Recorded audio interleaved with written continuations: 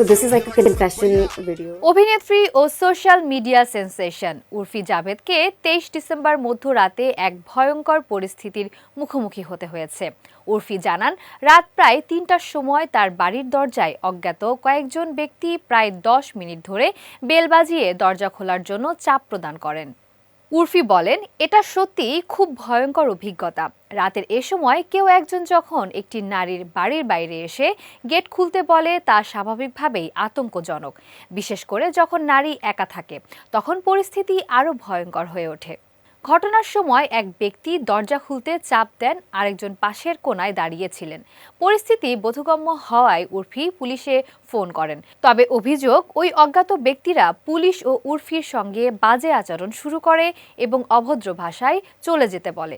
উর্ফি দাবি করেন, তারা পুরো ঘটনার দায় অস্বীকার করেছেন। ঘটনার সম্পর্কে নেট মাধ্যমেও ব্যাপক আলোচনা শুরু হয়েছে।